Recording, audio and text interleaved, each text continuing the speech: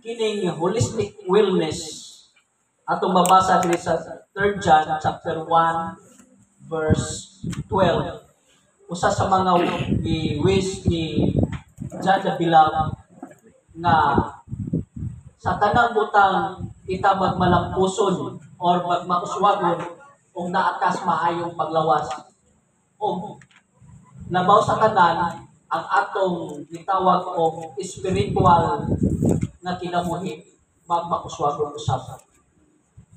Ang most ignored nga parte sa atong kinabuhi kining atong gitawag og health.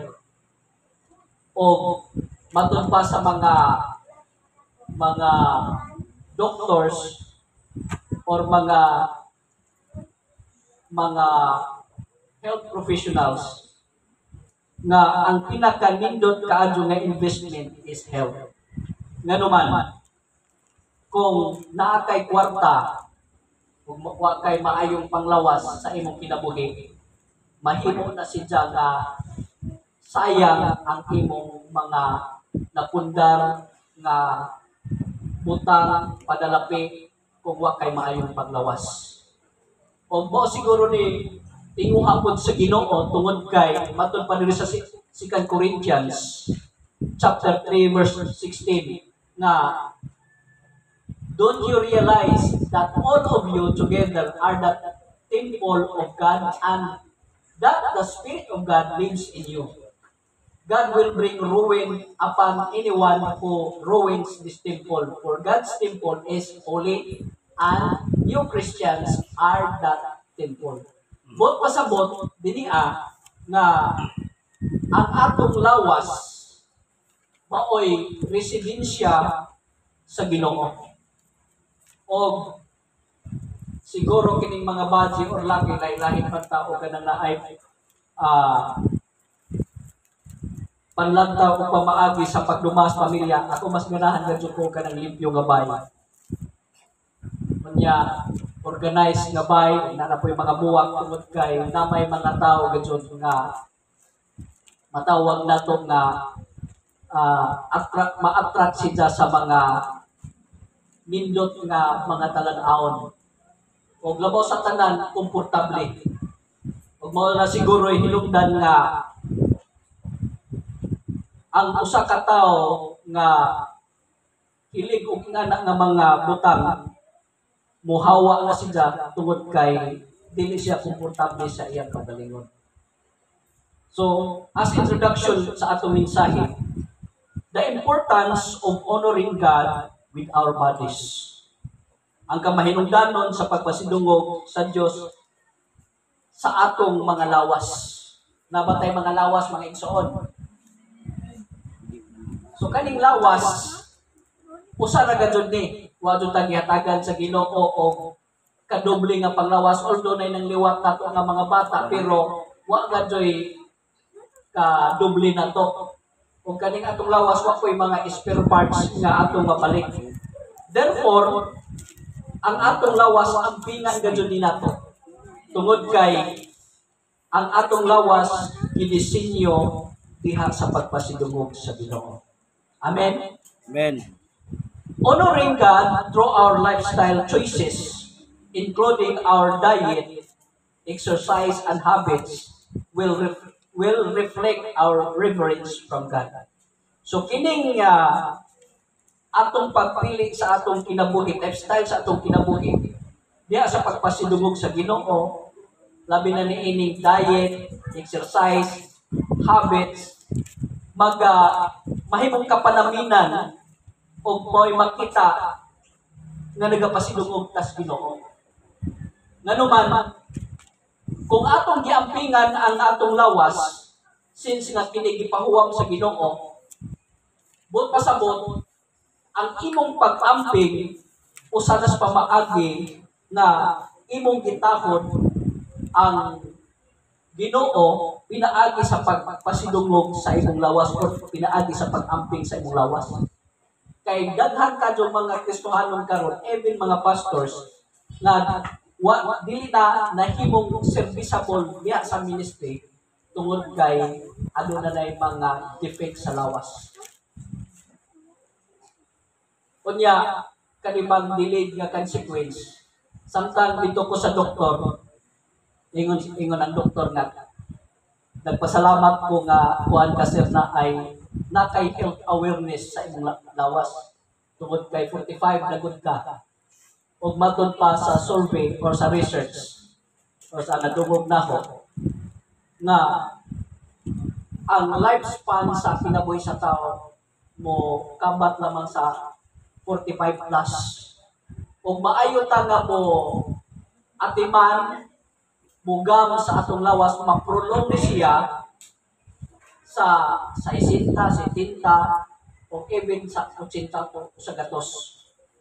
Kung mabitaw ng mga Japanese atong makita nga tungod sa ilang lifestyle choices nahimo silang taas og edad tungod kay dili tanan nga pagakankod makaligod. Amin ba? Amen. Sa usahay naman ning humba mga igsuono kay ara gadyong lamia kumot-kumot din kan bitaw ibis ka nang naitambok mo ili ka dyan mo di pinakalami abot pa gadyon. Sa nagtinda pa mi sa una kada kaon gadyon nako paklay humba kay naninda pa man si mama. Mga ginan siya diri na nako pero nagtuo ko nga advantage to na kay nakakaon ko pero karon ang nilukdag diri sa aong lawas.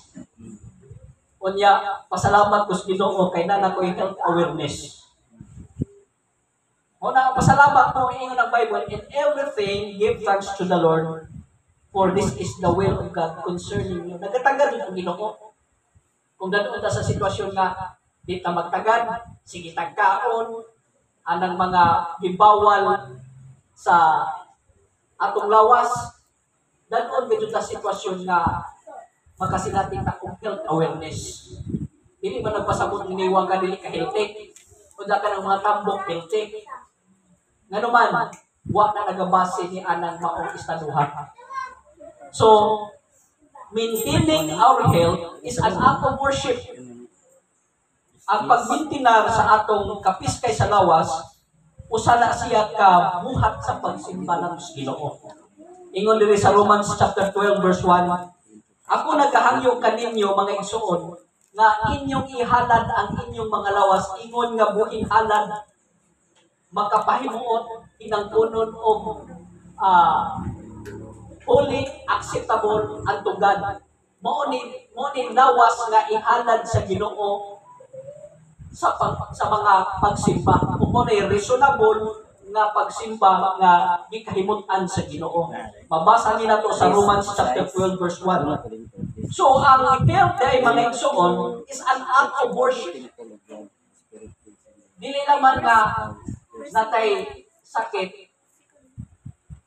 Ang problema ni kung magkasakit no, ana patamangandoy nga mo serbisyo sa Ginoo. Daghan gid daw nakita nga mga tao nga sa diha nga nagkasakit na mao pa nga mangandoy taga ikong kusog Ginoo nga mabalik ang akong kapiskay sa panglawas pero sa diha nga napas kapiskay sa panglawas abusado. Mao na nga ang pag-maintain it is easier to maintain rather than to regain. Mas maayo ang pag-maintain kaysa imong i-regain pagbalik ang imong kapiskay sa imong lawas nga na-damage na. Hello, ano mo kumbiyansa? O, kay daghan po ng mga pastors na gusto na nga murigin pagbalik sa ilang maayong paglawas pero wala nagsagudod na. Nag-ingon na magkuhan.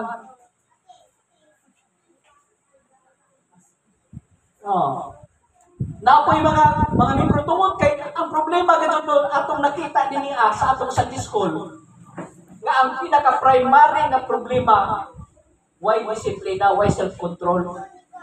Nagtuot nga ang tanan natong pagkakanon makalikon. Dili man mabitaw ang Ginoo nag-set of boundaries sa gitawag og dietary law.